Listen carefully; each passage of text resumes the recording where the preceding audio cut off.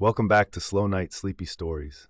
Tonight, we begin the third chapter of Master Wonhyo's journey, The Handleless Axe and the Night at Yoseok Palace. A strange song echoed through the streets of Sorabeol. Who will lend me an axe with no handle?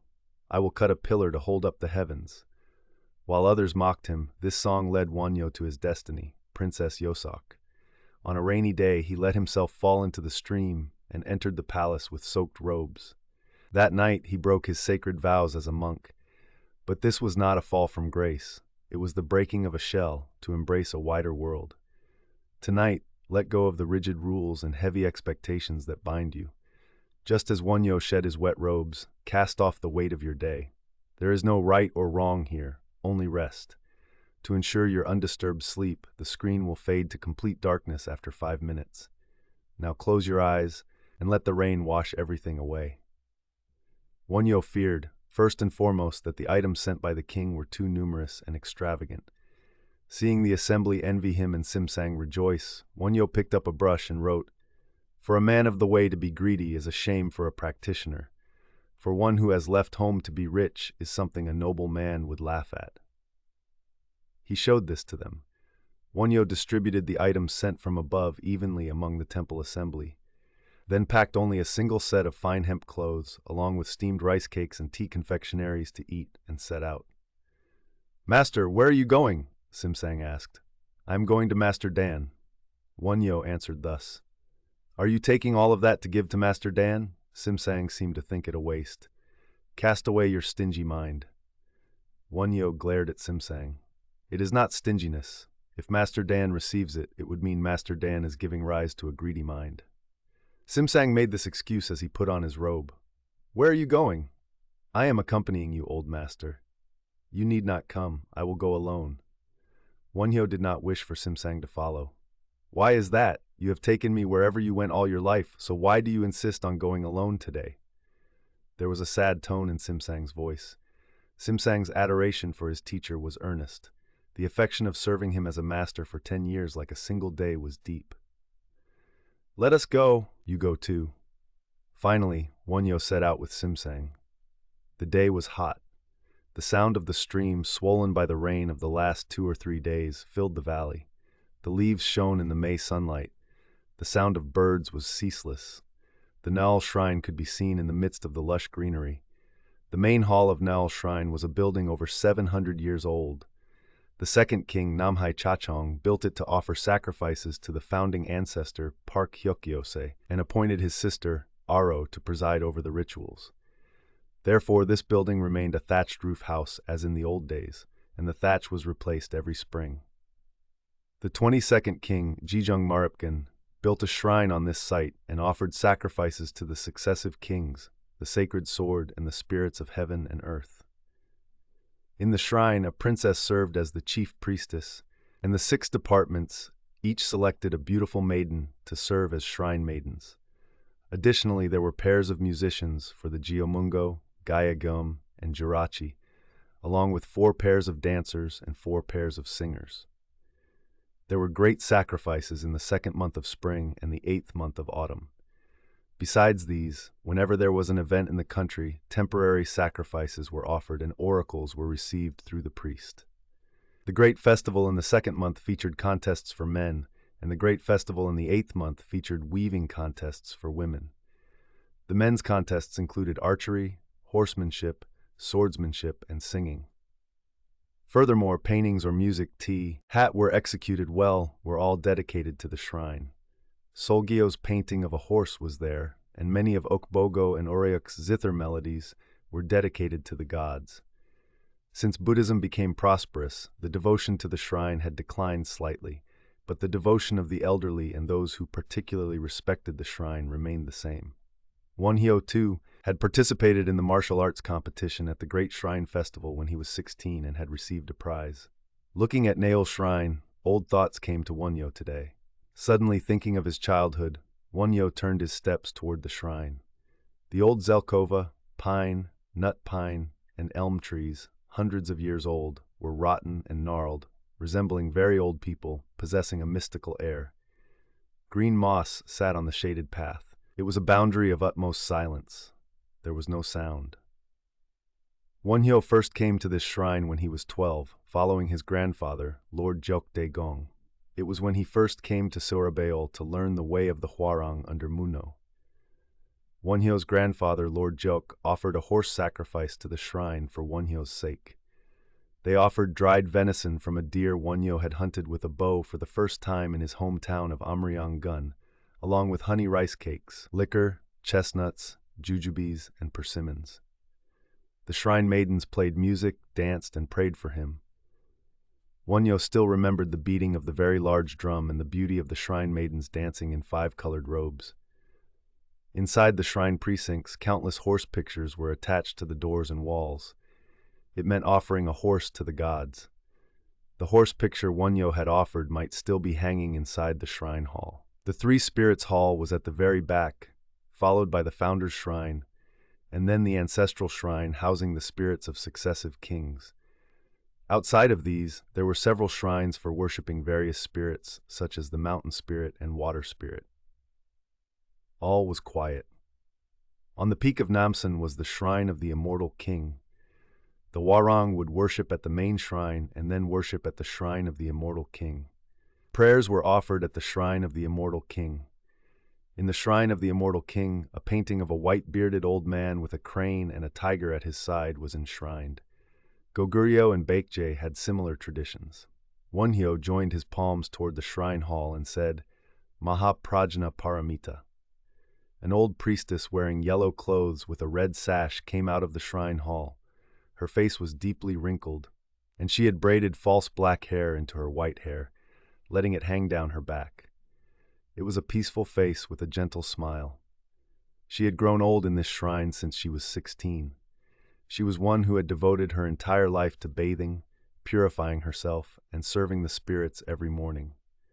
Behind this old woman followed 2 young shrine maidens, half covering their faces with large fans adorned with bells. They raised their eyes briefly to look at Wonhyo, then lowered their eyes deeply and moved their white-socked feet silently, disappearing into the corridor on the other side. Then it became quiet again. Wonhyo thought of his late grandfather, his father Damnanama, and his mother Lady Sara. His grandfather was very tall and had red hair, so he was called Lord Jeok, Red Dae-gong, and also called Lord Ingpi. His father Damna rose to the rank of Nama, but in terms of character, Lord Jeok was more famous. Wonhyo's mother passed away after giving birth to him, so Wonhyo did not know his mother's face. It is said that Wonhyo's mother conceived him after dreaming of a shooting star entering her bosom. When Wonhyo's mother was full term, she went to offer prayers to the Immortal King with her husband. On their way back, reaching the chestnut tree at Buldong-ul village, she went into labor. In a hurry, her husband hung his clothes on the tree bran chest to make a curtain, and she gave birth to Wonhyo there before the sun had risen. She had prayed at the shrine of the Immortal King on the mountain to give birth to a fine baby, and that the baby would live long and become a great person. And then the mother died. It was the year of Jongchuk, the 39th year of King Jimpyong. Wonhyo was called So Taeol, Iron Hair, New Banner, when he was young. This was because his hair and downy hair resembled his grandfather's by half and were yellowish. The name Wonhyo, first dawn, given later also meant that he was born at the first crack of dawn. Not long after Wonhyo was born, his father Damnanama was killed in the Battle of Nangbiseong, and so he was raised in the hands of his grandfather, Lord Jeok. Young Wonhyo missed and grieved deeply for the mother he had never met in his life. So he wanted to know, where did mother go? Where is she now? Although past karma is also a cause, Wonhyo's motivation for entering Buddhism began here. Then, when his father was killed in action and his grandfather also died of illness when Wonhyo was 17, Wonhyo immediately decided to leave home. He turned his house into a temple called Chogesa, first opening temple, and built a temple called Sarasa beside the chestnut tree where his mother had given birth to him and died, and where her grave was, all to pray for the bliss of his parents. In particular, his prayer for the bliss of his mother, who died without even being able to suckle her firstborn son, was earnest. The 33 years of his past life floated before Wonhyo's eyes. The quiet shrine precincts, rich with the color of antiquity, seemed to evoke these memories. Wonhyo's life until now had been what the world calls a lonely life. He had lost his parents early and was all alone.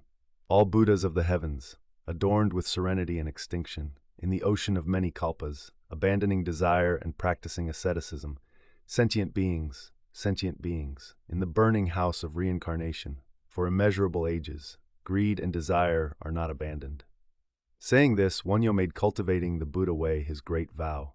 Reading the Avatamsaka Sutra, Wonhyo attained a mind of joy. Moreover, the 10 great vows in the chapter on the 10 grounds were precisely Wonhyo's own vows. These 10 great vows were the very path to meeting his longing mother. 1. The great vow to serve and make offerings to all Buddhas. 2. The great vow to accept, obey, and protect the Dharma preached by all Buddhas. 3. The great vow to be the first to receive the Dharma when all Buddhas attain enlightenment and turn the great wheel of Dharma. 4. The great vow to practice and attain the Dharma practiced by all Bodhisattvas and to edify all sentient beings. 5. The great vow to lead all sentient beings in the 3 realms and 6 paths to the Buddha way. 6. The great vow to see and know the forms of all immeasurable worlds in the 10 directions before one's eyes. 7. The great vow to make all Buddha lands enter into one Buddha land and one Buddha land into all Buddha lands, purifying and completing them. 8. The great vow to make all bodhisattvas of the same mind and study complete the bodhisattva practice. 9. The great vow that anyone who sees me must open the Buddha Dharma. 10. The great vow to attain Buddhahood in all worlds and save all sentient beings. Reaching this point, Wonhyo shouted and danced. Making such great vows, vast as the Dharma realm, ultimate as the void, exhausting the boundaries of the future, exhausting all kalpas, attaining the Buddha way. Seeking great wisdom, great supernatural powers, etc., without rest. He sang this, and sentient beings are inexhaustible. If sentient beings are exhausted, my vows will be exhausted. Sentient beings are inexhaustible. Since sentient beings are not exhausted, my vows are not exhausted. Sentient beings cannot be exhausted. If sentient beings are exhausted, my vows are then exhausted. Sentient beings cannot be exhausted. Sentient beings are not exhausted. My vows cannot be exhausted. Wonhyo had lived until today with these great vows as his wish, and had been writing the commentary on the Avatamsaka Sutra to make this scripture widely known to the world. However, just as he was finishing the Avatamsaka Sutra, Queen Sungman passed away. Now was the time for him to enter the chapter on the 10 grounds, which had moved him the most. Yet as the 49th day memorial service for Queen Sungman approached, he still had no will to pick up his brush, continuing until today. Simsang's worry about what was wrong with Wonhyo was because of this. My will has not changed, but I have no strength. Wonhyo sighed countless times like this. I could not save Queen Sungman. This self-reproach had become a nail in his heart. The grace of divine power, spiritual aid. Wonhyo still lacked faith in such mysterious things. The wisdom of all Buddhas is deeply profound and immeasurable. Its gate of wisdom is difficult to enter though one understands. Only a Buddha and a Buddha can fathom the true aspect of all dharmas. It cannot be understood by thought or discrimination, from the Expedient Means chapter of the Lotus Sutra. Thinking of these verses, Wonhyo was ultimately trying to understand and preach the Buddha Dharma through thought and discrimination. Isn't the commentary on the Avatamsaka Sutra also ultimately thought and discrimination, forcing logic? Is it not like trying to measure the water of a great ocean with a small gourd? This Dharma cannot be shown. Words and signs are silent and extinct. The aspect of all dharmas is silent and extinct. It cannot be proclaimed by words. From the Lotus Sutra. If so, isn't the Avatamsaka Sutra itself ultimately words? It seemed futile to try to interpret with words the Dharma that cannot be explained by words. Faith is the mother of the merit of the way in Buddha, except for the assembly of bodhisattvas, those whose power of faith is firm. One can enter only through the power of faith. But what is the power of faith? Children of the Buddha, if sentient beings, gather thick roots of goodness, practice all good deeds, gather good aids to the way, make offerings to all Buddhas, gather all pure and white dharmas, are protected by good spiritual friends, enter the deep and vast mind, believe and delight in the great Dharma, direct the mind mostly toward compassion, fondly seek the Buddha's wisdom. Such sentient beings can then generate the Anuttara Samyak Sambodhi mind, supreme perfect enlightenment. Avatamsaka Sutra, chapter on the 10 grounds. Wonhyo suddenly thought of this passage. Deep and vast mind, deep and vast mind. Wonhyo opened his eyes wide. A mind deep and wide. One must attain this mind to know the Buddha way. However, this mind is not obtained by reading books, nor is it obtained by thinking. Roots of goodness, good deeds, offerings to all Buddhas, good spiritual friends. It is practice, action, practice. Wonhyo thought of Dan. He felt as if he would gain new light from the thought of practice, yet he also felt blocked, fearing that the path he had walked so far might have been a vain path. Let's go. Wonhyo urged Simsang and came out of the shrine. Wonhyo felt that gaining this much realization after stepping out of the shrine gate might be the grace of the three spirits, so he went back in and bowed in gratitude. He went to the cave where he had met Great Master Dayan before, but there was no trace of him there. He must have gone out to beg for food. Simsang said this, but when Wonhyo looked, there were no traces of anyone passing by the vicinity of the cave yesterday or today. Let's go to the upper cave. Where is the upper cave? The cave where they said a badger came and lived. Do you know where that cave is? I don't know, but it must be nearby. Let's look for it. Wonhyo and Simsang rooted the grass and searched for the cave. There was still dew on the grass, emitting a fragrance. The ground was soft from the past rain, and springs gushed forth here and there. Where is it? While wandering in the mountains like this, the sound of a person was heard from somewhere. Isn't that Master Dayan's voice? Simsang also pricked up his ears. Oh, don't cry, baby, don't cry. The sound of soothing a baby was heard. What is this? Wonhyo went toward the source of the sound. Indeed, it was Master Dayan. But the two were surprised. Master Dayan had placed 9 baby badgers on the grass in front of the cave and was struggling to feed them kudzu roots while making sounds to soothe the baby. The baby badgers, eyes not yet open, moved their snouts around and whined. At a glance, they seemed to be looking for milk. After joining his palms and bowing at the waist to greet him, Wonhyo asked, Master, what is going on? Dayan did not even have the presence of mind to smile and say, Dayan. These things lost their mother and are in this state. They are hungry and in this state. I try to feed them kudzu roots, but they don't know how to eat yet and just cry like this. Dayan said this and chewed the kudzu root to put into a cub's mouth, but it only moved its mouth slightly and did not seem to accept it. Where did the mother and father go? Wonhyo asked this while looking into the cave. They must have gone out to find food for the babies and got caught and killed by something. It rained so heavily the night before last, so I came here, but there were only the babies. No matter how long I waited, the mother and father did not return.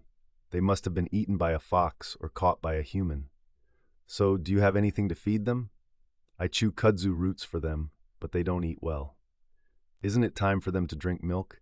They haven't even opened their eyes yet. The cubs sought under each other's chests with their snouts. Master, you came at a good time. Please watch these little ones for a while. This small monk will go and beg for some milk. If I leave them alone, I don't know what might come and eat them. Dayan said this and set out with his bell and staff. Shall this small monk also go and get milk? Simsang asked Wonhyo. Do so. Get any leftover milk. Wonhyo was left alone guarding the 9 baby badgers. The young badgers, having lost their mother and starved for 2 days, had no energy. Among them, 1 or 2 could not even move. Their heads kept drooping as if dozing off. Then they would try to lift their heads with effort. There was no resistance even when another cub climbed over its body. Wonhyo lifted those 2 in his hands. Their bodies were warm, but their whole bodies trembled. They look like they are going to die, Wonhyo muttered. Barely born into the world, dying of starvation. Wonhyo held the badger cub that was in the worst condition, found water, scooped it in his hand, and put it to its mouth. It moved its mouth a couple of times, yum yum, and then just died. Wonhyo returned to the cave with the small corpse. The other cubs were still rubbing their snouts against each other's bodies. Wonhyo picked leaves to spread on the ground, placed the small corpse on them, and covered it with leaves again. He intended to wait for Master Dan to return. Wonhyo joined his palms in front of the corpse and chanted Amitabha. Life that has left the karmic body is all the same one mind. However, this poor badger cub had already entered another reincarnation of the next life. Namu Amitabha, homage to Amitabha Buddha. Wonhyo dedicated the merit of this chanting to the dead badger. If he could save it by dedicating all the roots of goodness and merits he had accumulated so far, Wonhyo would not have thought it a waste.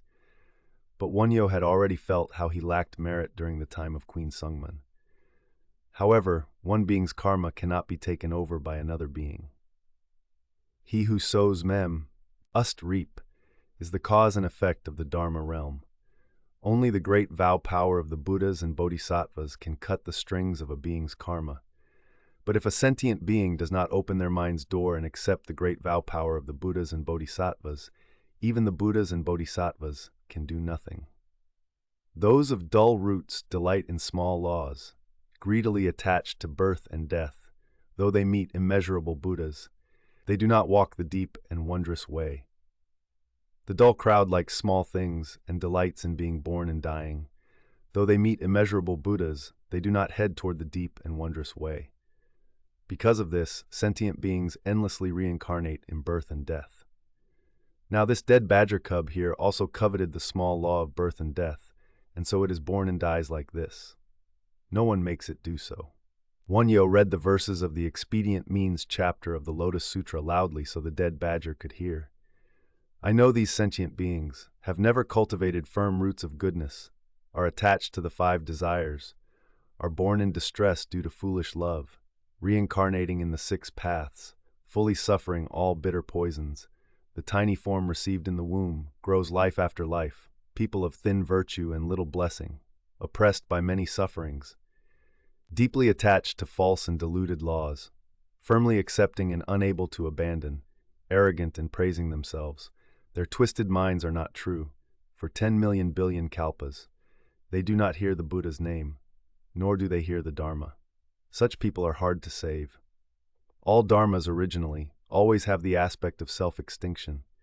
After children of the Buddha practice the way, they will become Buddhas in the coming world, with one call of Namu Buddha. All have already attained the Buddha way. While he was reciting loudly like this, "Master, are you reading a sutra?" Dan returned, having obtained milk in a bottle. One baby badger died in the meantime. Does a badger understand the Lotus Sutra? Dan smiled. What sutra would a badger understand? Wonhyo said this to Dan. I will read a sutra that the baby badger will understand. Master, listen. Dan poured milk into a bowl, picked up a badger, and said, Oh, that's right. Baby, drink the milk. Here, here, eat. It won't be as good as your mother's milk, but here, eat. The badger cub sucked up the milk, smack, smack. Since it wasn't a teat, it was hard to eat, but it ate anyway.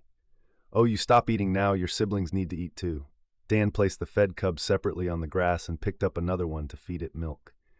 Watching the badger cub drink milk, Dan's face became all smiles.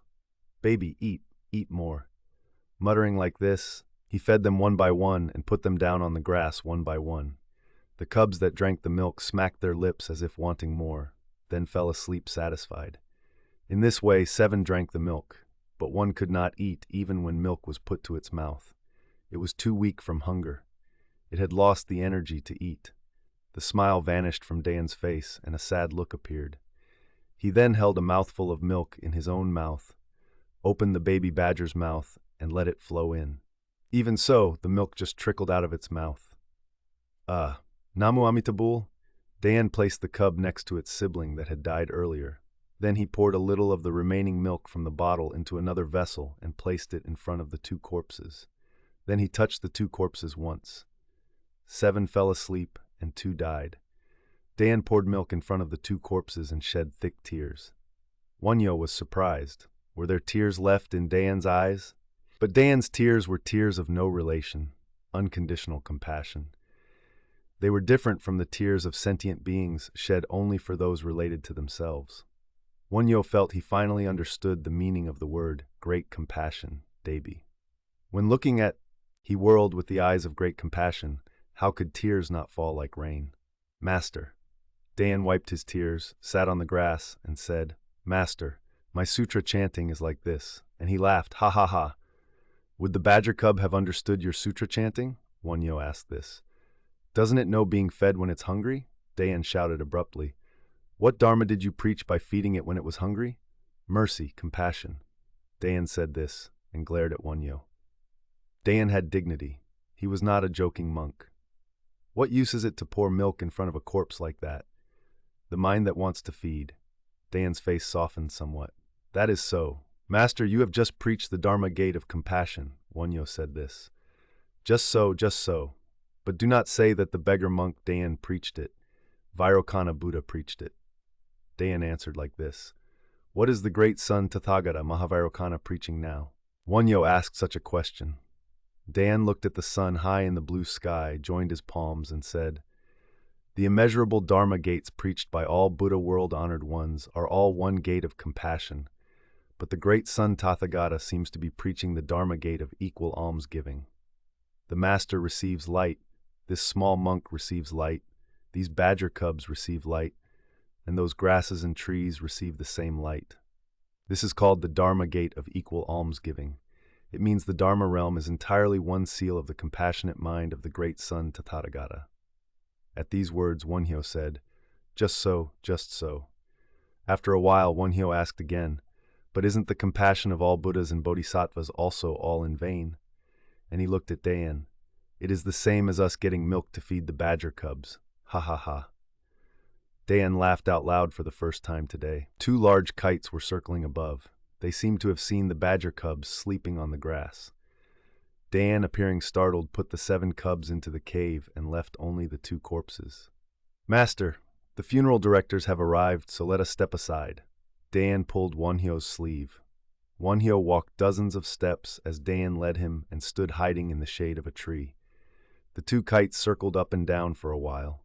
Then one of them descended like a falling stone from the air, made a sound of hitting the ground with its wings, snatched 1 corpse, and rose up.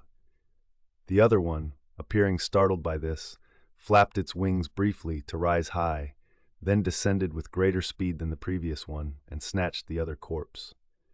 It was truly like a gale and thunderclap. After the 2 kites flew away, heaven and earth were quiet again. Dayan looked at Wonhyo and smiled.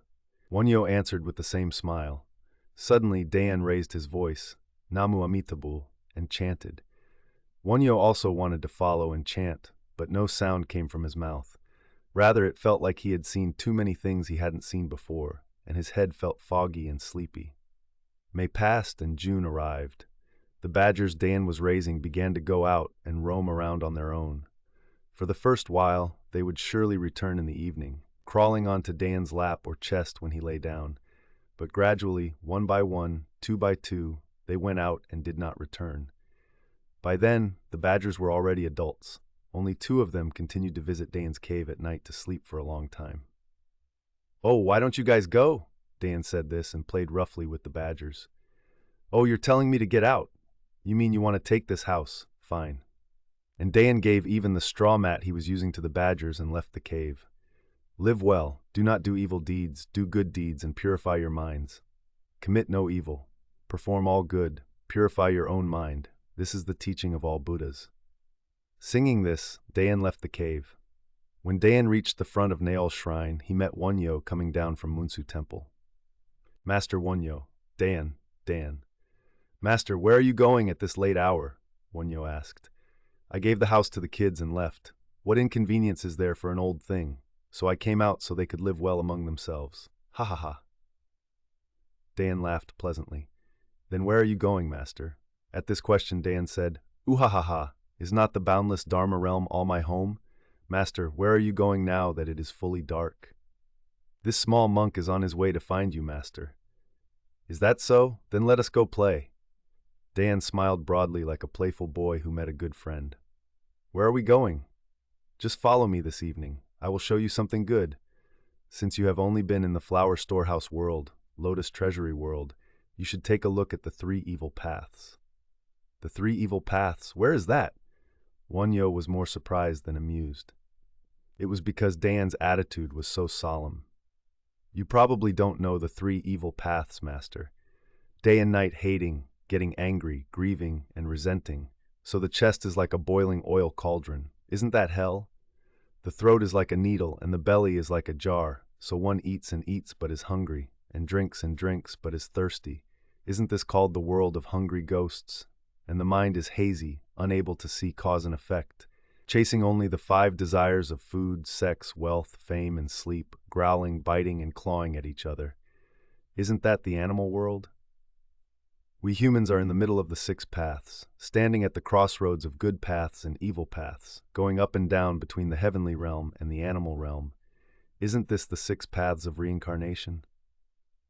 Dan chattered like this as he walked. Well, I know that the six paths are like that, but when you say we are going to the three evil paths now, I mean, where is it? Wonhyo said this while looking at Dan's white hair fluttering at the back of his neck. Of course, the place one stands is immediately it, so where we are is right there. But come, just follow me. Ha ha ha. The evening bell rang from the temple. Dan and Wonhyo stopped walking briefly upon hearing the bell and joined their palms. The bell sound resonated up to the Akanistha heaven and down to the Avicii hell, uninterrupted hell, praying for the cessation of the suffering and defilements of sentient beings. At the 28th stroke of the evening bell, a new moon like a thin eyebrow hung over Sohyong Mountain. I pray that the Bodhi mind within the hearts of sentient beings grows like that new moon and escapes the sea of suffering. Dan muttered this and then said, By the way, Master Wonhyo, that bell sound is telling us to cut off defilements. Yet there are many sentient beings who wait for that bell sound to give rise to defilements. We too become such sentient beings tonight. When were we not? Ha ha ha. Dan pulled Wonhyo around the corner of Hongyun Temple, across the Elm Bridge, and they went to the west.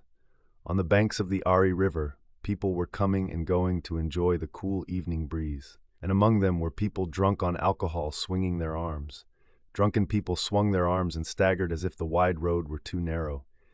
Someone shouted, You scoundrel, calling out to someone, and another complained with loud weeping sounds. Passing in front of Yoseok Palace and going west, then turning southwest, there was a marketplace. There were shops lined up selling goods from Japan and Tang China, not to mention Baekje and Goguryeo. Going a bit further southwest from this market was an alley called Two Willows, where there were taverns, brothels, and gambling dens. Merchants who came up from the countryside, merchants from other countries, and local playboys came here to play. Jing dong dong dong, nil leary, the sound of music and singing filled the street. Taverns hung long blue lanterns on high poles, and brothels hung red lanterns. In the darkness, the swaying blue and red lanterns and the flowing sounds of Ninu Nanu loosened people's hearts. The people brushing shoulders as they came and went were all drunk, wearing their hats crookedly and their clothes unfastened. Daeon shrugged and danced with his shoulders, saying, "Oh, master, you join in too," and he pulled Wonhyo's sleeve. However, Wonhyo, who had lived a solemn life until now, did not feel at ease, even stepping into such a place. Passing along the road, Daeon peeked into this house and that house. When one entered a gate with a lantern, there was a courtyard, and entering the courtyard, there was a small pond, an artificial hill, and flowers. Paintings on the white plastered walls shimmered in the candlelight. The rooms had blinds lowered, but inside, the scene of eating, drinking, and playing could be seen. "Do you know what kind of people they all are?" Dan asked, looking at Wonhyo. "I do not know." Wonhyo answered honestly, "They are all people like us. Master, seeing that, don't you want to try playing?" Dan grinned. "This small monk wants to return to the temple." Wonhyo showed his displeasure. "Huh, Master Wonhyo hasn't broken through yet. What did Avalokitesvara Bodhisattva say? Did he not say, 'In all various evil paths, hell, hungry ghosts, and animals, there is no land where I do not manifest my body'? Master, do you intend to save only bodhisattvas? What we are seeing now is the three evil paths I mentioned earlier. Hell, hungry ghosts, animals. Let us become hungry ghosts and animals for a while. Come this way." And Daeon went to another house. There, blue and red lanterns hung on the left and right of the gate. It meant they had both alcohol and women. Daeon said, "Come, let's go in," and pulled Wonhyo's sleeve. This small monk does not yet have that much spiritual power. And Wonhyo shook off his sleeve. "What spiritual power do you lack?" "I have not obtained the supernatural power to travel freely among the six paths. I do not have the power to enter water without getting wet, and enter fire without getting burned. Just like the venerable Ananda. Ha ha ha. Dayan looked up at the sky and laughed loudly. At the sound of Dayan's laughter, a blind was lifted and a young woman in pink clothes looked out. Who is it? Is there a guest? It was a voice like rolling silver bells. I am a passing monk, thinking of staying the night. Dayan said this, approaching the door. Oh my, isn't it Master Dayan? The woman lifted the blind high as if glad. Master Dayan is Master Dayan, but I have brought a young master with me. When Dayan turned and pointed at Wonhyo, the woman raised one hand to shield the light and looked at the courtyard. Black hair, white face, slender figure, pink clothes, purple collar, vermilion sash, and the way she tilted her head standing with her back to the light was very alluring to men. Oh my, please come in. This was the woman speaking to Wonhyo. Why are you standing there like a totem pole? Please come in.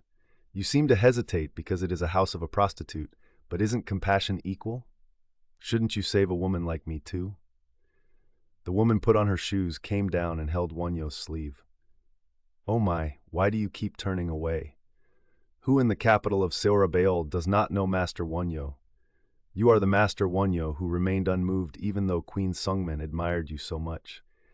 Who hasn't heard the rumor that you gave the 20 sets of fine hemp clothes, which Princess Yoseok, the beauty of the world, made and sent with single-minded devotion to your disciples as if you hadn't seen them? Oh my master, why do you keep turning away?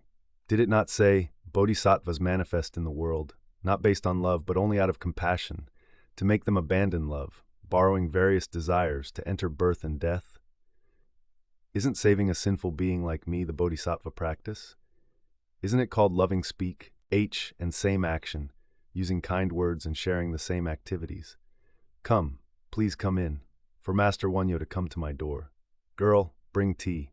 A precious guest has come to our house. Master Wonhyo, who wouldn't come even if the king tried to bring him in a rosewood carriage decorated with gold and jade, has come. Quickly brew tea and set the refreshment table. Master, come on in. Don't turn away like that.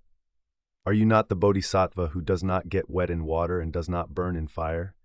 Even if this body were Matangi, the low-caste woman who tempted Ananda, since venerable Ananda has already gone through it once, surely the master won't fall for it again.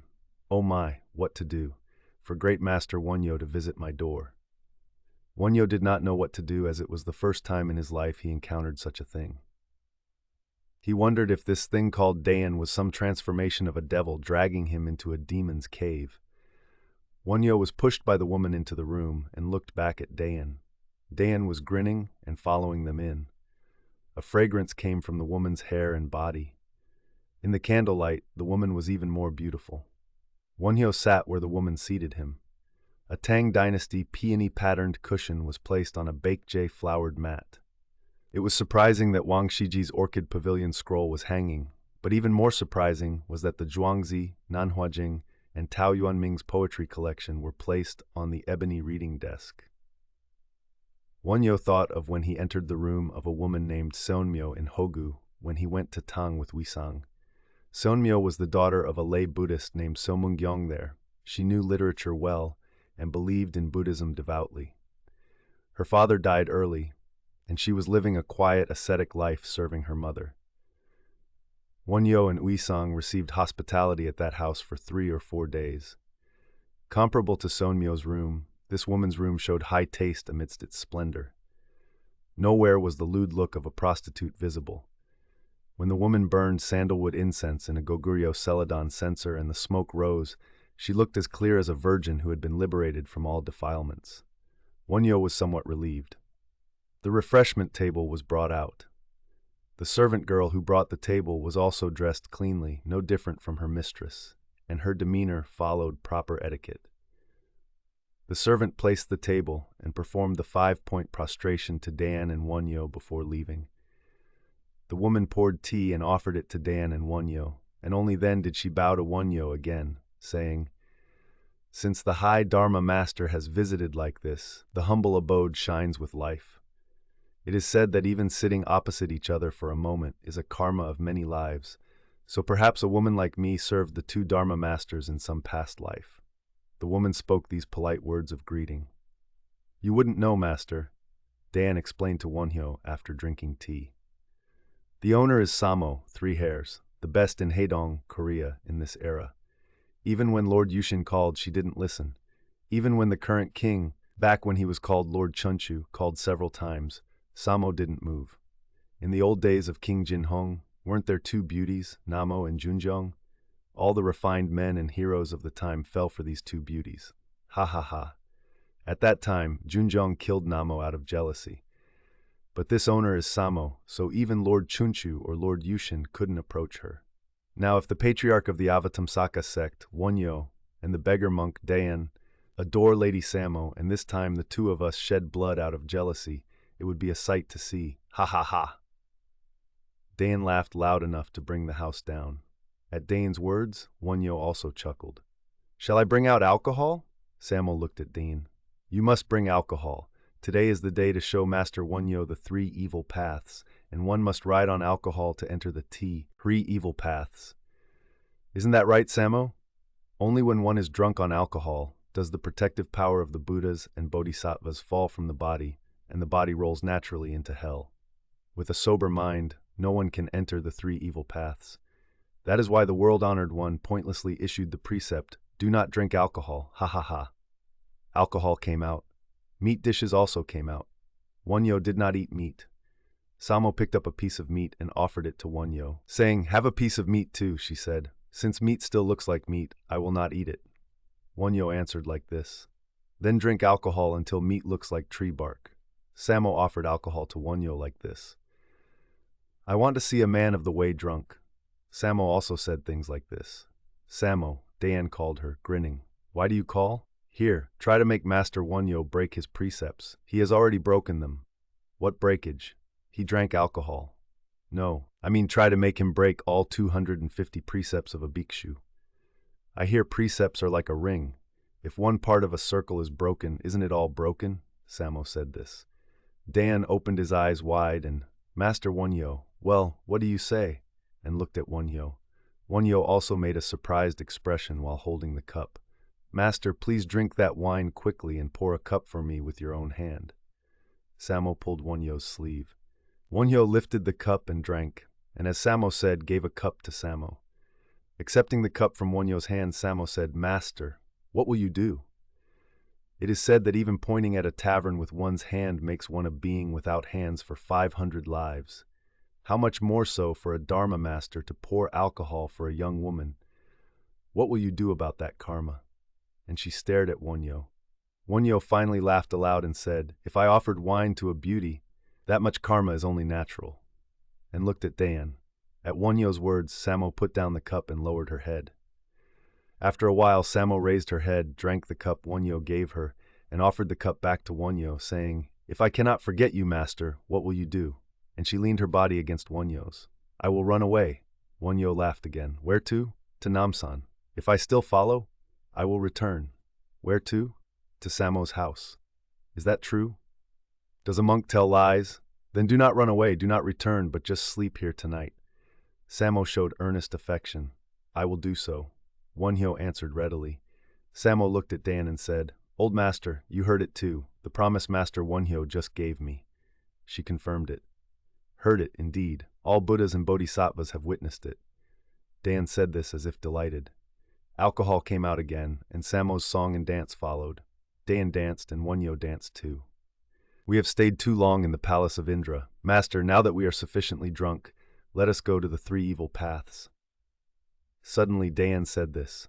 Wonhyo also tried to get up. Samo looked at Wonhyo with resentment in her drunken eyes and grabbed the sleeve of Wonhyo's robe. Monk, do you also tell lies? Did you not say you would spend the night here?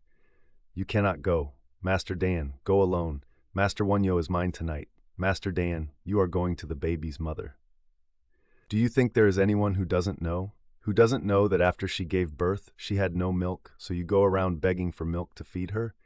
If I have a baby, Master Wonhyo would also go around begging for milk to feed it. So where are you going? You cannot go. Samo rubbed her burning face against Wonhyo's chest. Ha ha ha. Master Wonhyo, you are in big trouble. Dan laughed like this, stepping down into the courtyard first. Samo, Haven't we already lived together for several asamkya kalpas? Wonhyo said this to Samo. When? Samo challenged. Until now, until this moment. Now is the time to part. Those who meet must part. At these words from Wonhyo, Samo released the sleeve she was holding and stepped back. Leaving Samo's house and walking the night streets, Dan said to Wonhyo, "How was it?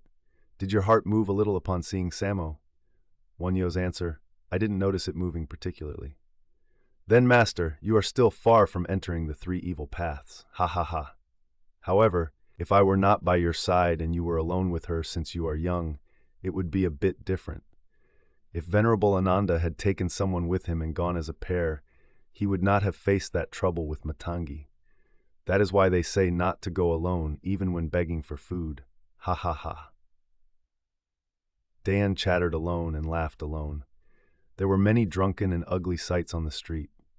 There were drunkards who rushed at Wonhyo and Dan to pick a fight. But when Dan, ah ha ha ha, laughed, the person picking the fight would stare blankly, then laugh along with him and pass by. They saw people grabbing each other's collars and fighting while panting, and a drunken woman shouting, "You guy, kill me, kill me! The whole neighborhood hears! You guy, you guy!" Not knowing her clothes were slipping down, she had her hair grabbed by a man and was being beaten. Dan said, "Ah, big trouble. This lady won't survive the night." At these words, the man who was beating her was startled and let go of her hair. "Ah ha ha ha!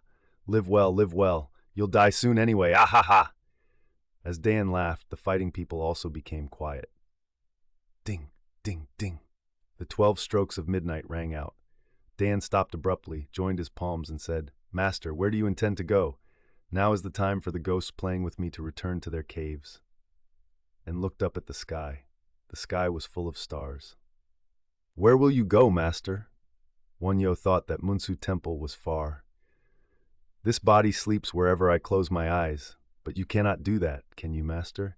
It doesn't look like rain today, so this body will go up the back mountain or somewhere to sleep."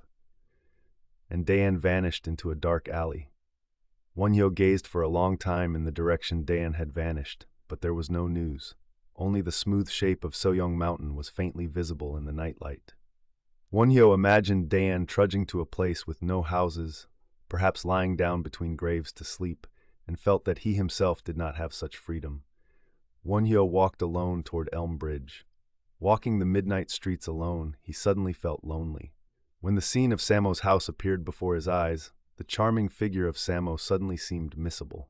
I'm drunk." Wonhyo muttered this as if excusing himself.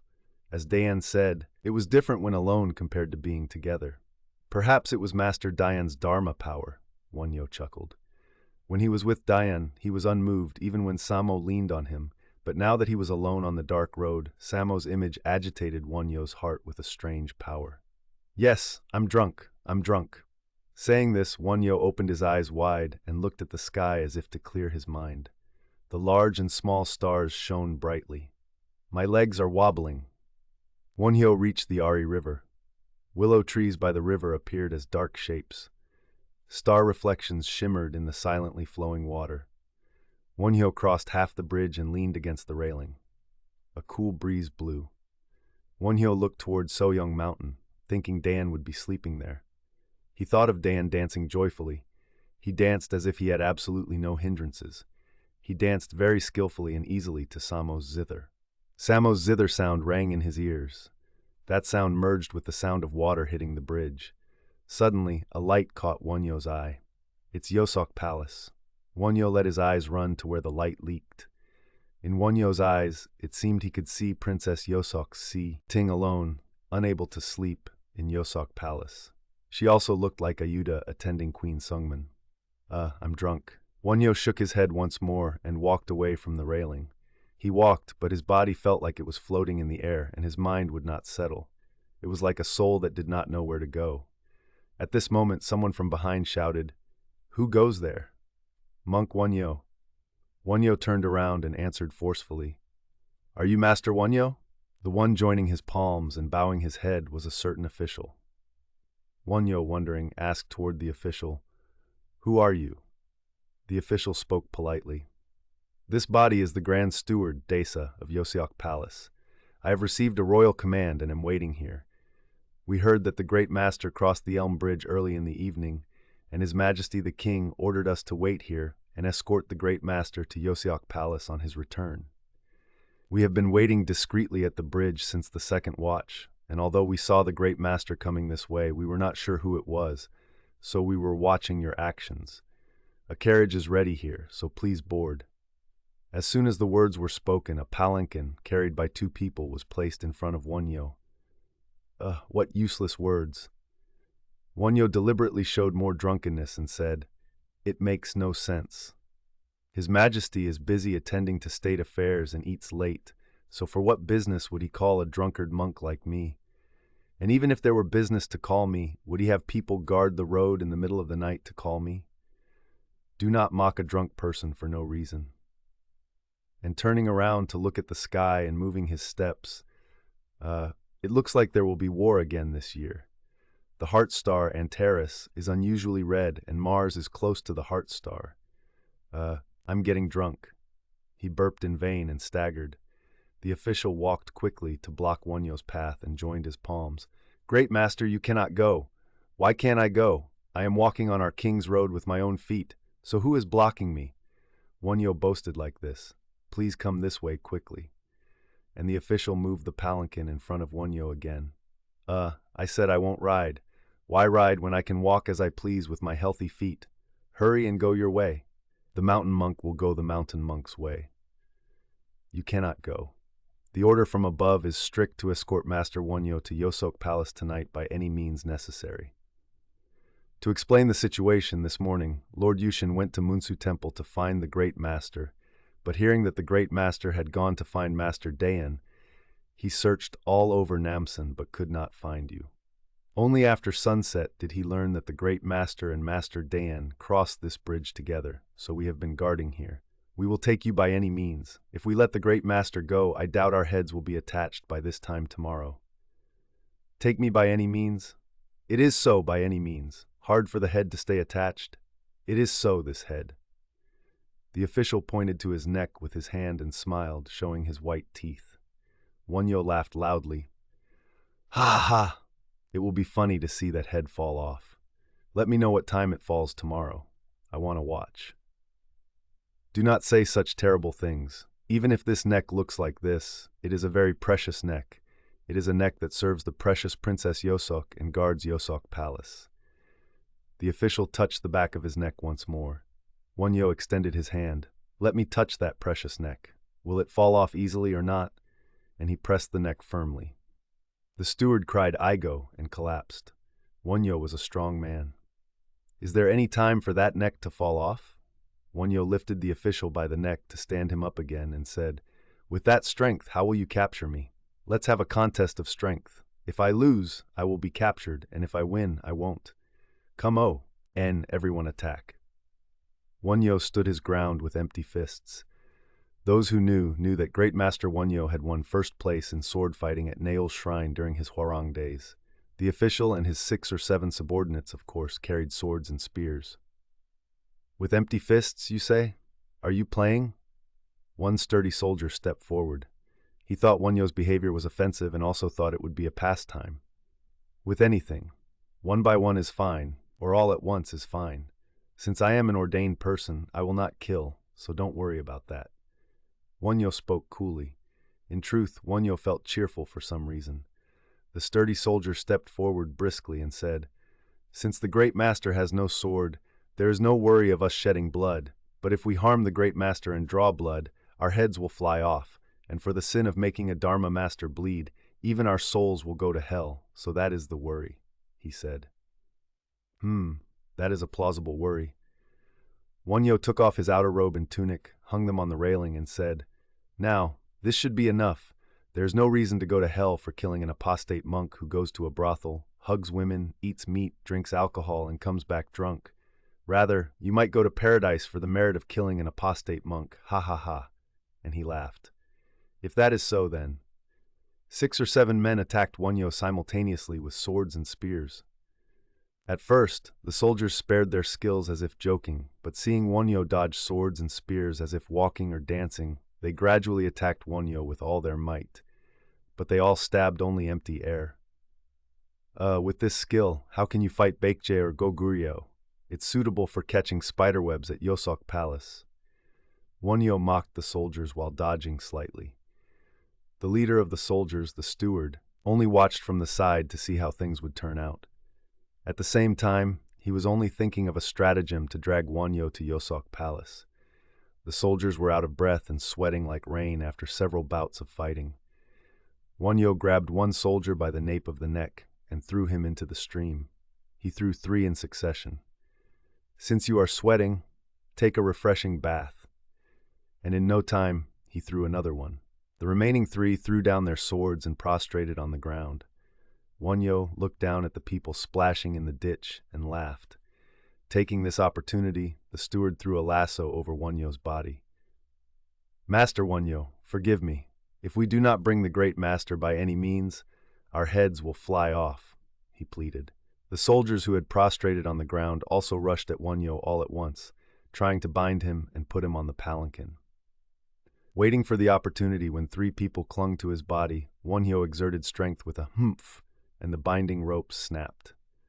While the officials cried, "Ah!" Wonhyo threw all the other soldiers into the water, leaving only the steward, and finally jumped into the water himself. "Oh, refreshing! Oh, refreshing!" Wonhyo shouted like this and followed the people who had fallen in first, splashing water on them. The soldiers also became cheerful and started a water fight. The only one anxious was the steward alone. It was impossible to drag Wonhyo to Yoseok Palace by force, so he came up with a trick. The steward jumped into the water after Wonhyo, pretended to have a water fight with Wonhyo, and grabbed and tore Wonhyo's clothes. Wonhyo seemed unaware that his clothes were tearing in his excitement. Twice, 3 times, the steward grabbed and tore Wonhyo's clothes. Wonhyo's clothes were torn to shreds until his back and buttocks were exposed. Thus, he succeeded in dragging Wonhyo to Yoseok Palace. "You must change your clothes before you go." The steward said this and smiled. Dragged into Yoseok Palace, Wonhyo was guided to a bathing room. Hot water was overflowing in a blue stone bath, from Baekje, and the floor was paved with white jade from Namsan. When Wonhyo soaked his body in the tub and was dozing off from the refreshing feeling, the sound of the morning bell was heard. 1 sound, 2 sounds. Wonhyo counted 24 sounds. He missed 4 sounds because he was dozing. Wonhyo snapped to his senses. He was completely sober. The events of the past night felt as long as thousands of kalpas. The affair at Samo's house, the incident at Elm Bridge, all were about of play, but thinking of what was to come, that too would be about of play. "It is an illusionary dream, an illusionary dream." Wonhyo muttered this. 2 servant girls entered, scrubbed Wonhyo's back, and washed his limbs. Wonhyo left himself to what the servants did like a dead person. "This is also play." Wonhyo smiled faintly. After finishing the bath, he changed into new clothes. It was a robe of 30-ply cloth, a rarity in Silla. This was something no one but royalty could wear. Needless to say, Princess Yoseok had made these clothes herself for this day. Wonhyo followed the maid's lead through several corridors and entered a room. There was a quilt embroidered with a pair of cranes, a long pillow embroidered with a pair of phoenixes, a pair of orchids, and a pair of mandarin ducks, and Princess Yoseok was sitting alone under the candlelight. Wonhyo entered the room and stood blankly. Seeing Wonhyo, the princess stood up, bowed, and stood.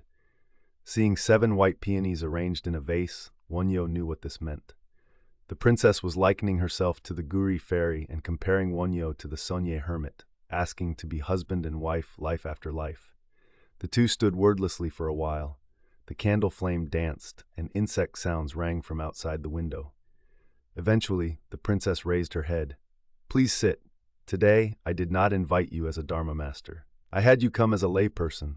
Please grant this body's 10-year wish." And she shed tears. No matter that it was a feeling harbored for 10 years, it was difficult to open her mouth to speak, and it was also frightening. Seeing again that the clothes on his body were not monk's robes but layperson's clothes, Wonhyo sat on the seat the princess offered. The princess also sat with one knee raised. The princess ladled water from the tea kettle boiling on the stove, made tea, offered it to Wonhyo, and opened her mouth again. If Master Wonhyo had not come by the time the 28 strokes of the morning bell were finished, I had decided to end my life with this knife. The princess took out a gold-decorated self-defense knife from her body. It was a knife made by a Goguryeo swordsmith. At this time, both men and women of the upper class carried self-defense knives. It was with this self-defense knife that the princess's older sister, Gojoda, followed her husband Pumsok in death. Wonhyo remained silent. When Queen Songmun was alive, seeing her look at this body and speak of how she could not forget Master Wonhyo, this body trembled with jealousy. If Master Wonhyo had accepted Queen Songmun's will, this body would have ended the lives of both with a knife or poison. Then, seeing Queen Songmun pass away, this body cried outwardly but rejoiced inwardly. Wonhyo only narrowed his eyes and listened to the princess's words without a word. The princess continued speaking intermittently. This body read the Okya Sutra to kill this mind, but without fulfilling the wish of thinking of Master Wonhyo, it seemed I could not attain enlightenment no matter what. The princess's eyes flashed. The princess spoke again. How desperate my heart was when I sent peonies and hemp clothes to Bunwang Temple last May. If I could not fulfill this wish before the aging peony flowers fell, I intended to send the last peony to Master Wonhyo and die. How many times have I arranged 7 flowers in this vase here? The princess wiped her tears with her hair. However, since Father King said he would fulfill this body's wish by any means, I stayed alive until the white peonies bloomed, while embroidering that quilt and pillow, thinking of Master Wonhyo with every stitch. The princess's breathing became heavier. This body does not expect to serve Master Wonhyo on the same pillow for a lifetime. I know well that Master Wonhyo is the great Dharma master of the world, not an elder this body alone can possess. However, it seems to be a connection of hundreds of thousands of lives. It is a wish I can neither forget nor suppress. Is this also greed? Is this also foolishness? Is this also bad karma? Even if it is bad karma, so be it. Even if it is the karma of uninterrupted hell, it is fine. So please fulfill this wish for just one day, while the insect sounds in the garden cease, while that candle burns down. The princess wrung her 2 hands. Still, Wonhyo was silent. Does Master Wonhyo think of this body as a lewd woman? Do you think it is lewd for a body that should pray for the repose of the husband who died for the country and keep chastity to set her mind on another man? If you rebuke me like that, I will accept that rebuke sweetly. However, the father and son, husband and son, died in battle at the same time, and there are no descendants to inherit the house and tend the graves. And if this body also dies, I will become a lonely ghost with no one to offer sacrifices. Fortunately, if I receive the seed of a noble person, the incense at the graves of Gyojin's house will not be cut off, and it seems I will raise a great person to offer to the country. Master Wonhyo, this breast. The princess raised her hand to her breast. The milk of this breast will surely feed a person who will do great things for our country. She stopped speaking, lowered her head briefly, then raised her head again, looked at Wonhyo solemnly with clear eyes, and said, Master Wonhyo, although this body is unwise, if I follow the Master and cultivate myself life after life, in the Master's final life of attaining Buddhahood, this body too will become Yasodhara and receive the prophecy of becoming the Tathagata whom all sentient beings delight to see from the Master's mouth. And the princess stopped speaking. It was 3 days later. When Wonhyo woke up at dawn, Princess Yoseok was already gone from his side. Only a faint fragrance remained from the princess's hair impression on the pillow. When Wonhyo listened quietly, he heard the sound of the princess reciting the Avalokitesvara Sutra. If there is a person who desires to seek a son, worships and makes offerings to Avalokitesvara Bodhisattva, they will then give birth to a son of fortune and virtue and wisdom. If they desire to seek a daughter, they will then give birth to a proper and marked daughter, who has planted roots of virtue in the past, loved and respected by many. Inexhaustible intention, Avalokitesvara Bodhisattva, has such power if there are sentient beings who respectfully worship Avalokitesvara Bodhisattva. Their fortune will not be in vain, therefore sentient beings should all accept and hold the name of Avalokitesvara Bodhisattva. The sound stopped here. The princess must be making offerings to Avalokitesvara in the inner Buddha hall. Wonhyo shared the bed with the princess for 3 days.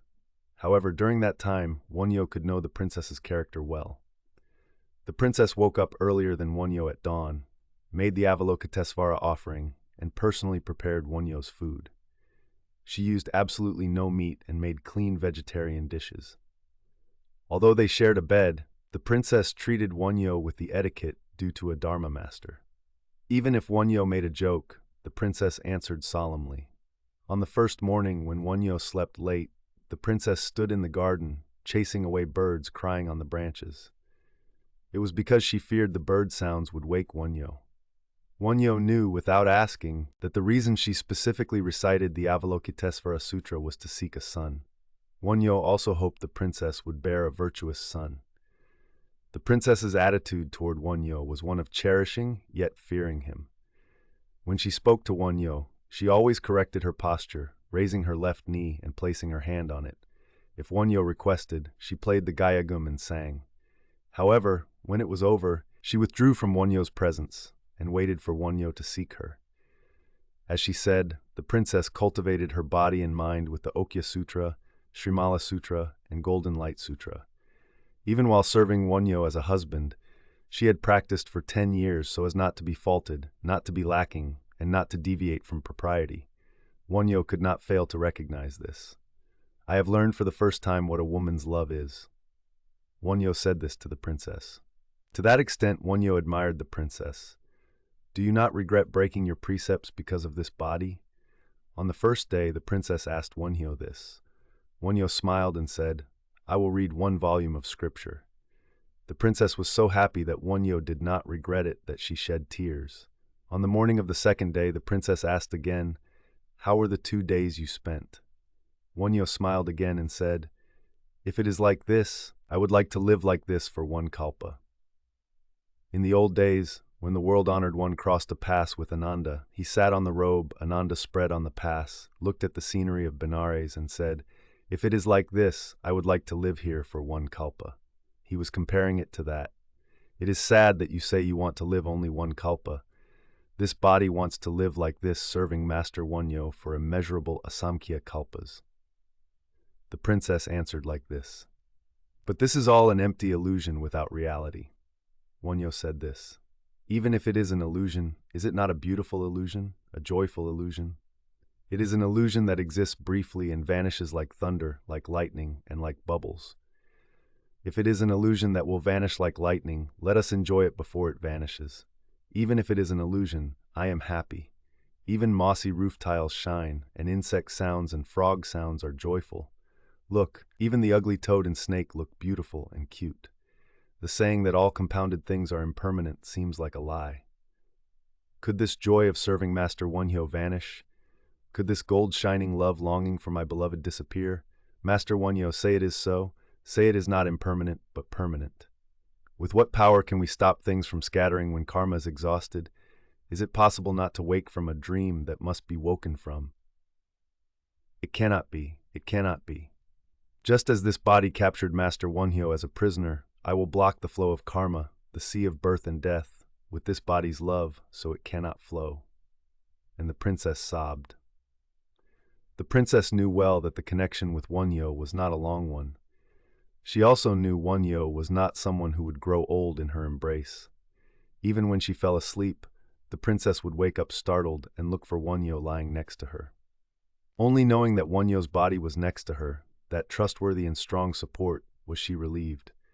He is still by my side. The princess sighed like this. It felt as if Wonhyo would vanish while she was asleep. Only until this night is over. Only until this candle burns down. The princess regretted saying that. However, Wonhyo was someone she had to send away sooner or later. The princess could not hold on to the leaving Wonhyo. If only I could be blessed with 1 son. So the princess desired a son even more. While carrying the baby in her womb, while giving birth and raising it, if there was just 1 son resembling Wonhyo, it seemed she could live even apart from Wonhyo.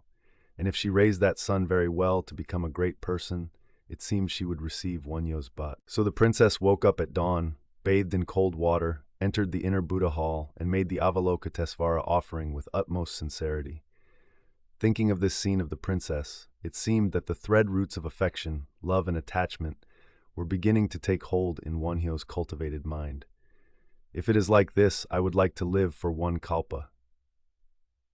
Thinking of his own words, Wonhyo felt the invisible threads of affection wrapping around his body, layer by layer, moment by moment. If this wrapped around him for another day or two, it seemed this body would become immobile and dragged wherever the rope of affection pulled. Are you not a Dharma master whose body does not get wet in water nor burn in fire? Wonhyo remembered Samo's words. However, Wonhyo felt his body getting wet in the water of affection and burning in fire. His body was not yet the body of a bodhisattva that does not get a speck of dust on it even after traversing the 6 paths. He did not have the power to view the softness and fragrance of the princess's body with indifference. He seemed not to have reached the stage of equality where chewing meat is no different from tree bark and holding a beauty is no different from a corpse. The princess's sound of reciting the Avalokitesvara Sutra was not the sound of wind blowing in a pine grove. It was a sound surging from a chest boiling with passion. Thought after thought do not give rise to doubt. Avalokitesvara, the pure sage, in suffering, distress, and the danger of death, can become a reliance, possessing all merits, viewing sentient beings with compassionate eyes. The ocean of gathered blessings is immeasurable. Therefore, one should bow. The princess's voice was clear. While clear, it had a pleading tone. It was not a liberated sound, but a sound attached to birth and death. Therefore, one should bow, being repeated countless times, was because the princess was bowing countless times. Perhaps praying for Wonhyo to live long without illness, praying for a good son to be conceived. Because Wonhyo was thinking of leaving Yoseok Palace this day, the princess's voice was even more pitiful. After eating breakfast, Wonhyo was drinking the tea the princess brewed. A couple of petals fell from the peony in the vase. Wonhyo smiled faintly. The princess picked up the fallen peony petals and, as if regretting it, tried to attach them to where they had been, but they would not attach back to where they had once fallen and fell again. The princess raised her eyes to look at Wonhyo. I will leave today. Wonhyo opened his mouth like this. You said you would stay for a kalpa. The princess sighed. Several kalpas have already passed. Can you not extend it by one more kalpa? The princess blushed slightly. It is like the fallen flower petals. Wonhyo also lowered his head. Wonhyo seemed to taste the suffering of parting from a loved one, Ibiorigo, for the first time. If you go now, when will you come? The princess's eyes were wet. The princess, too, had not thought she would be like this. How can one promise the traces of clouds and water? However, I will not forget the vow of life after life. Wonhyo spoke thus. Is this the last time in this life? Will I not see you again with this body? Tears flowed from the princess's eyes. It need not be so, but I think there is no need to deliberately extend the ties of birth and death. Princess, please cultivate the 5 contemplations well. Raising a baby as a mother is the way to cultivate the 5 contemplations. As Wonhyo said this, he suddenly felt himself shedding defilements and ascending to the position of a Dharma master again. At Wonhyo's words, the princess wiped her tears, corrected her posture, and asked, Will this body become a mother? Wonhyo pulled paper and brush and wrote the phrase from the Avalokitesvara Sutra, Lotus Sutra Universal Gate Chapter. Thought after thought, do not give rise to doubt. Omnyo Mulsangui, how grateful. The princess held the paper Wonhyo wrote above her head. If this body only becomes a mother by the grace of Avalokitesvara Bodhisattva, I will do my utmost sincerity to raise the baby. Always longing for Master Wonhyo in my heart, I will do my best so that the baby becomes like Master Wonhyo. But I wonder if my sincerity will be enough. And the princess gazed into the void, drawing the great compassionate face of Avalokitesvara Bodhisattva before her eyes. The shape of Avalokitesvara, drawn by the princess, became one with Wonhyo. Wonhyo was no longer a man with a physical body who held her in his arms, but seemed to be the pure Dharma body. The princess was infinitely grateful to be able to call such a great person her husband. She thought it was all the virtue of Avalokitesvara Bodhisattva. In the princess's eyes, shining with gratitude and love, There was a light difficult to see in the human world. Wonhyo read another new scripture in those eyes. Wonhyo said to the princess, "In terms of sincerity, what sincerity could be greater than a mother's sincerity seeking a child? If you just keep the sincerity with which you recited the Avalokitesvara Sutra at dawn earlier, it will surely happen as you wish." How grateful, how happy I will be the day I hold that baby to this breast and feed it this milk. If I achieve this wish, it seems I will have nothing more to desire. Will such a day really come? No, this body will believe. Thought after thought, do not give rise to doubt. I will not doubt. How fearful to doubt the Buddha's words. A light of joy appeared in the princess's face amidst the light of gratitude. Since the princess has higher virtue than this body, you will surely give birth to a son better than this body. I am awestruck. I think the sight of the princess holding the baby and feeding it milk will be even more beautiful and holy than now. When a mother feeds milk to a baby, even animals emit a light of compassion. I believe the sight of the princess, who has cultivated the compassionate practice of Avalokitesvara, feeding the baby will be a form of compassion unseen in the Saha world. There is an image of Avalokitesvara holding a baby, but the compassionate form in the world of sentient beings appears in the mother. The mother's compassionate mind, the mother who gave birth to this body, gave birth to me on a mountain path and died from the complications of taking off her own clothes to wrap me. She discarded her body to save this body. The mind that discards oneself, this is the mother's mind, and this is called compassion, Jabi. The mother's mind seeing a rejoicing child is love. The mother's mind seeing a suffering child is pity, Bai. Since the mind thinking of an only child is the most earnest among them, it is called the stage of most loving only child, and loving and pitying all sentient beings in the three realms equally, as an only child is called the great love and great compassion, Dadebi of the Buddhas. Princess, please cultivate the stage of most loving only child. In your womb now, block your mind with ceaseless chanting so that not even a hair's breadth of distracting thoughts or evil minds can enter. This seems to be the princess's bodhisattva practice. When Wonhyo stopped speaking, the princess stood up and performed the 5-point prostration to Wonhyo. Wonhyo received the princess's bow while seated. It was to not diminish the merit of the bow the princess offered to the Dharma master. The princess bowed 3 times, sat down, took out the knife with the frosty blade from her bosom, held it, and said, "With this knife I will cut off all distracting thoughts and evil minds arising in this body's heart. I will protect the baby in my womb along with Bodhi, enlightenment, awake or asleep." And she swore an oath. After doing this, the princess's heart-rending sorrow of parting vanished, and she gave rise to incomparable joy. Wonhyo prepared to leave. It meant taking off the splendid clothes he had worn for 3 days and changing back into the clothes he had soaked in the Ari River. Those clothes had been washed clean, dried neatly, and mended by the princess herself. After Wonhyo put on his outer robe and tunic, the princess offered fresh tea and tea confectionaries to Wonhyo.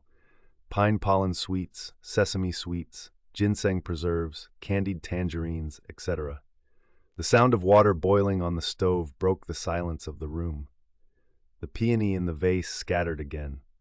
It seemed to speak of the nearness of the time to part after meeting.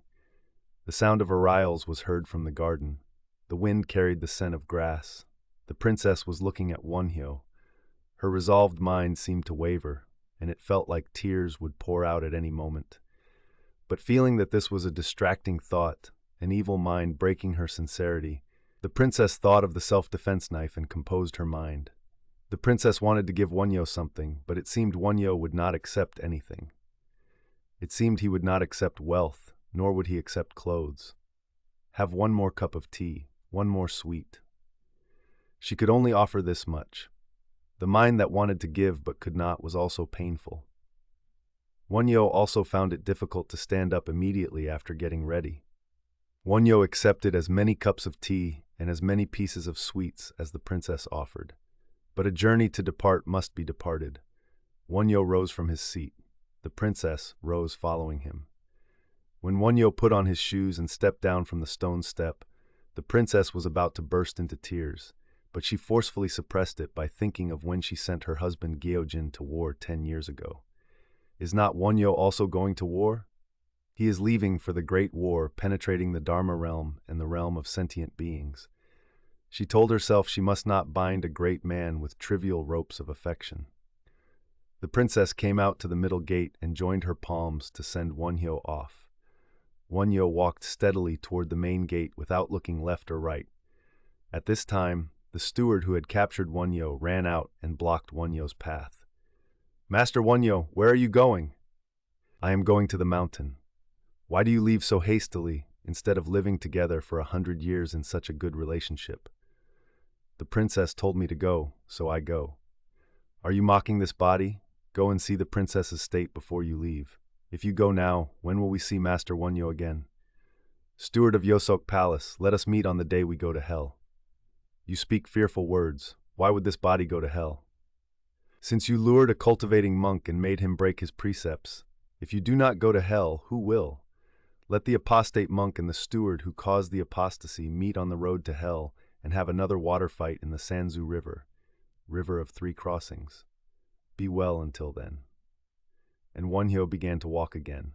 The steward stepped back to block Wonhyo, straightened his face, and said, "All the words spoken until now were jokes, but this body has a request to ask of Master Wonhyo."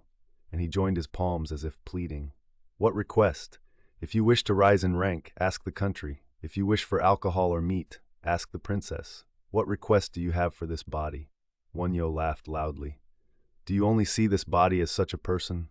If it were such a request, why would I ask Master Wonhyo? My request is that I want to become Master Wonhyo's disciple." "Wonhyo's disciple? What would you learn from an apostate monk? In the ways of wine and women, perhaps you should be the teacher. Ha ha ha. It is not that. Seeing you the other night, Master Wonhyo's swordsmanship is extraordinary. At that time, you faced 7 armed men alone with empty hands and handled those 7 like children. This body has learned the sword for decades, but has not yet seen such skill. His Majesty, the king, cherishes the princess, so the officials and soldiers guarding Yoseok Palace are all chosen for their martial arts skills. This body is also considered a match for 100 men by others. But seeing my 7 subordinates suffer such a plight at Master Wonhyo's hands that night, I am ashamed to stay in this position. Is it not a sin to eat the country's stipend and not do one's duty? Therefore, please teach this body martial arts once." The steward's words were very earnest. Wonhyo looked at the steward blankly and said, "Here, try using your sword once," and looked at the sword at the steward's waist. The steward drew his sword. Meanwhile, the soldiers who were at Elm Bridge the other time also gathered. Standing in front of the steward, Wonhyo said, "Here, try to attack this body with that sword," and looked at the steward. He was not glaring, but looking with gentle eyes as usual, yet seeing those eyes, the steward's hand holding the sword trembled once. Strange eyes. The steward thought this, but with great confidence in his skill, he attacked Wonhyo's front with the sword. Wonhyo, with both hands hanging at his sides, dodged the steward's sword slightly as if walking or dancing. After doing this for 3 or 4 bouts, "You know the way of the sword reasonably well." Wonhyo stood still. The steward also stood. "You say I know the way of the sword, but since I cannot match Master Wonhyo who blocks with bare hands, what use is this skill? Don't you win when fighting those worse than you?" At Wonhyo's words, everyone except the steward laughed. The steward knelt on the ground. The reason the steward did not attack Wonhyo at Elm Bridge was that he feared being humiliated in front of his subordinates. But he had been waiting for a chance to compete with Wonhyo. He had thought, surely Wonhyo with bare hands. But seeing the result of the test now, he felt his skill was nowhere near enough.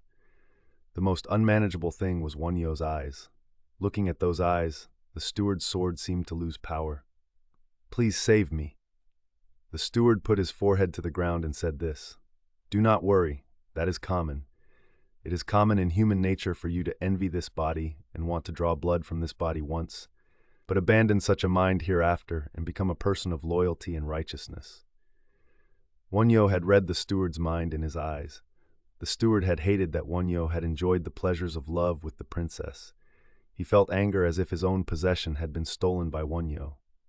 "Then do you spare me?" The steward, still prostrate, lifted only his head to look up at Wonhyo. since an ordained person dislikes killing. Wonhyo answered like this. Since you have already shown mercy and spared this body, please tell me the secret of swordsmanship. Although I momentarily harbored evil thoughts, my true heart reveres loyalty. I swear to use it in the right place, so please teach me the secret of the sword. The steward spoke earnestly. Sincerity was visible in his face.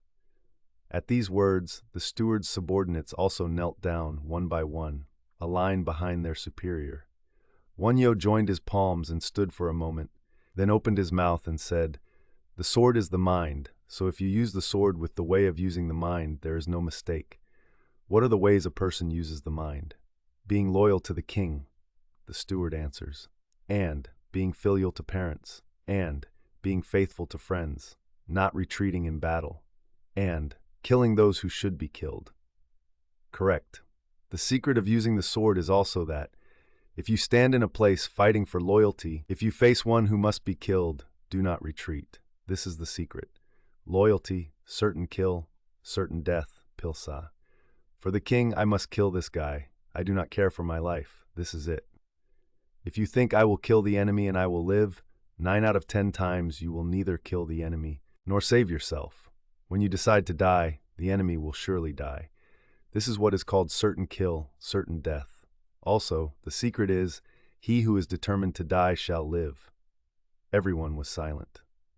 Finally, one thing, good spirits guard the side of a good person, and vengeful spirits follow the side of an evil person. Therefore, the sword of loyalty has the blessing of good spirits aiding its merit, so a sword without skill can defeat a sword with much skill. If you know this secret, you will become a swordsman, unrivaled under heaven. Now try testing your sword once. Wonhyo finished speaking like this. At Wonhyo's words, the steward jumped up and drew his sword. But after looking at Wonhyo once, he put the sword back in its scabbard. Wonhyo nodded. The steward performed the 5-point prostration to Wonhyo. "I show the courtesy of a disciple." "Oh." Wonhyo answered like this and smiled. After Wonhyo left, a messenger asked the steward. Earlier, the steward drew his sword and then put it back in the scabbard. What was the meaning of that, and what was the meaning of Master Wonhyo nodding at seeing that? The steward answered like this. "When I drew the sword, I saw it was not a place to use the sword, so I put the sword back in the scabbard." Master Wonhyo nodded because knowing the place not to use a sword is the sign of knowing the secret of the sword. This is approval, Inga.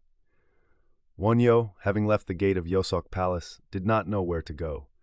Shall I go west or shall I go east? Wonhyo stood on the road and hesitated. It seemed heaven and earth had changed completely from 3 days ago.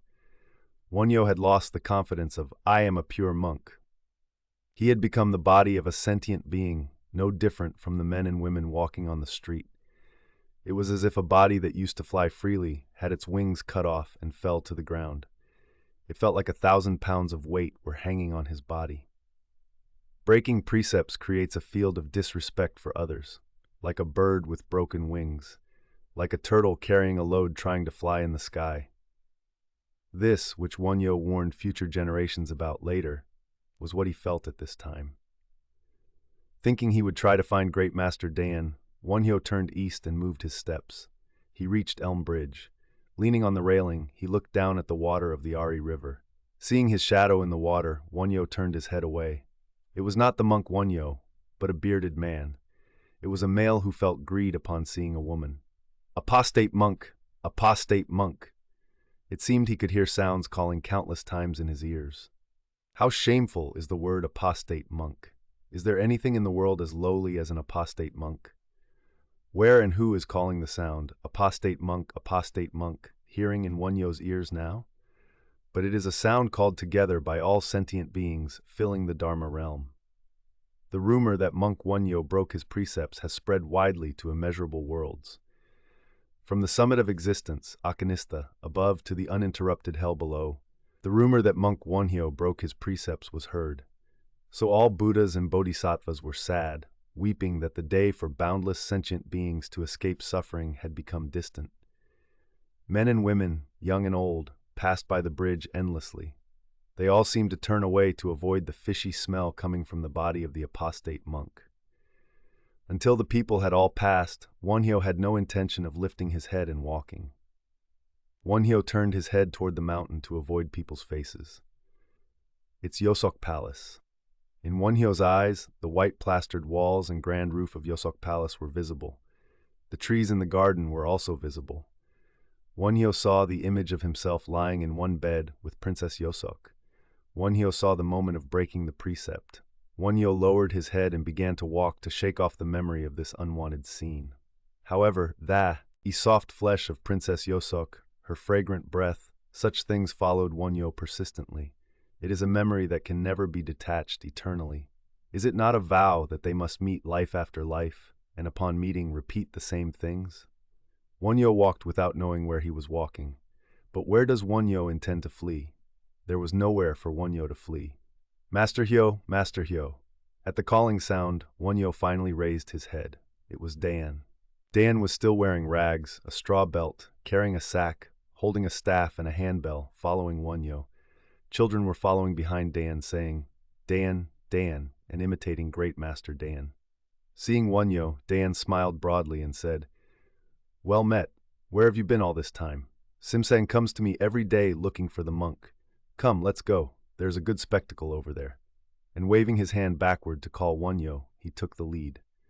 "Master Dan, what spectacle? Do we go too?" The children also tagged along. "Of course we go. A good spectacle. What spectacle, you ask? 3 performers wearing gourd masks are playing with gourd bowls and calabash bowls, handling them very comically and extremely well. Ha ha ha." And Dan jumped with long strides, eager to see it. As Dan jumped, the handbell went cling-clang and the rags fluttered. A crowd gathered at the 3-way intersection at the entrance of Hwangyong Temple Alley. Children, old people carrying children on their backs, young people, monks, soldiers, merchants. Dan pulled Wonhyo and the children through the crowd and stood in a spot with a good view. Indeed, 3 people wearing grotesque gourd masks, with 7 or 8 small gourd bowls dangling from their waists and holding a large gourd bowl in their hands, would aim and throw it as if to hit the other person. The other person would throw theirs back, and the gourd bowls would collide in the air with a clack-clack sound and bounce off each other. Then, the performers would quickly move their bodies to catch their own gourd bowls before they fell to the ground and throw them toward another person like lightning. Human faces were painted colorfully on the 4 sides of the gourd bowls, so it looked like 12 laughing and angry fellows were frolicking in the air. As the performers' excitement grew, the gourd bowls clashed higher and faster with loud clack-clack sounds. "Well done! Hurrah!" Some played the clown slyly, and others played flute and brass trumpet to military rhythms. Scraps of hemp cloth flew in from the spectators. Then the performers would wrap their heads with the hemp scraps, tie their top knots, bite one end in their mouths, and perform all sorts of tricks and jokes. Ha ha ha! Daeon's loud laughter was also heard.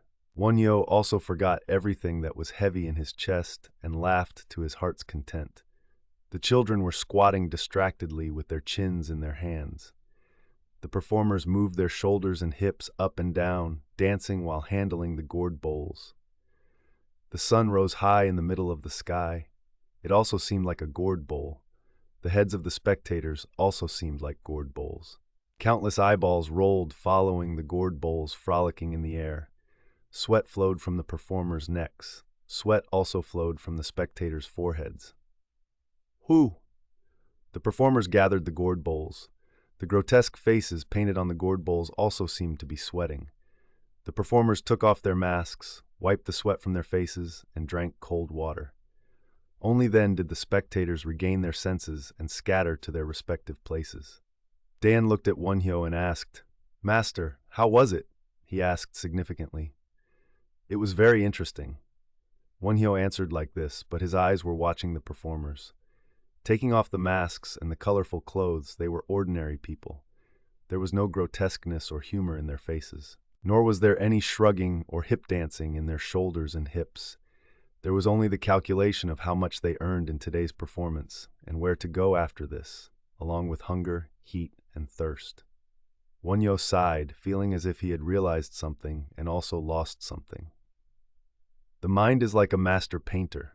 He thought of the verse from the Avatamsaka Sutra. Wonhyo saw that he himself was dancing with a mask and handling gourd bowls, and that Dan and all other people were doing the same. He thought that Silla, Bakje, Goguryo, and Tang were all wearing masks and playing with gourd bowls. Wonhyo's robe and Dan's fluttering rags all looked like nothing but the jokes of performers, and Wonhyo smiled faintly.